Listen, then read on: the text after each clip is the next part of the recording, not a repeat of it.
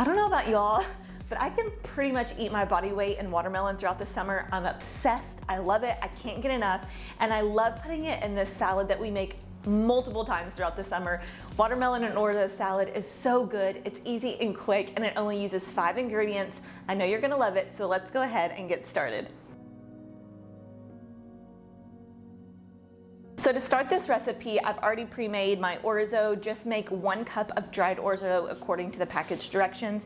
Heavily salt the water so it gives your pasta some flavor, and we're just gonna put it in here in a big, large bowl because this recipe makes a lot.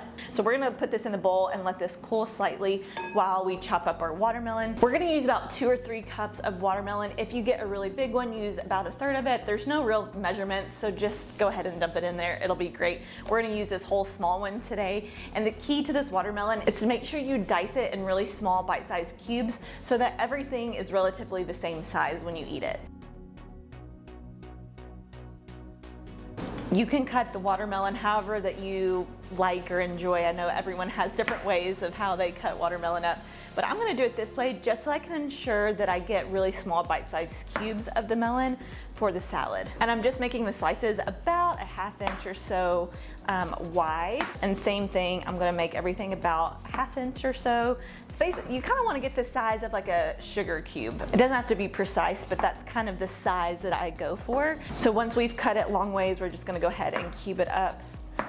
And this will make the perfect size for the salad. And honestly, this is the hardest part of the recipe. Once you have it cubed, you're just gonna put it right in the bowl with the orzo right on top. Okay, so all the watermelon is in the bowl with the orzo. Next thing we're gonna do is add feta, about 6 ounces, which is usually a container full of feta. You're gonna put it right over top. And then next is the juice and zest of 1 whole lime. We're just gonna zest it and juice it right over top of everything that's already in the bowl. And I really like the addition of the lime in this. It just brightens it up a little bit, and it's a perfect complement to the sweet watermelon. And then the salty feta, so it just kind of ties everything together and brightens it up.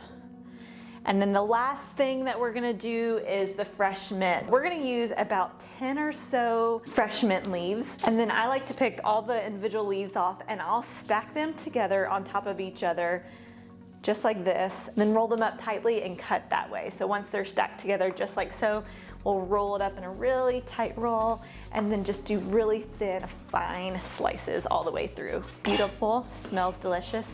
And then that goes right on in there, and that is it. We're gonna toss it all together and then taste it, see if it needs any salt.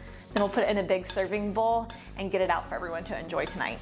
Okay, let's give it a taste, see where we're at.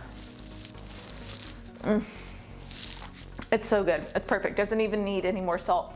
If you heavily salt the orzo water while it's cooking, it should give the pasta enough flavor to where you don't need any additional salt, but you can always add if you want, just a little touch at the end.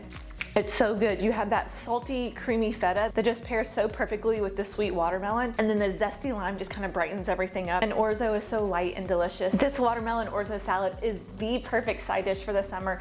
It's light and healthy and flavorful, and it's so quick and simple to make. You can pull it together in under 10 minutes. While the orzo is cooking, you can go ahead and get your watermelon and mint prepped. That way you can toss it all in the bowl and serve it to your guests immediately when it's finished. For this full recipe, head on over to KentuckyLiving.com. Everything that you need to know about it is there, plus so many other recipes I know that you'll love. Thanks for joining me in my kitchen today, and until next time, I will talk to you all very soon. Bye.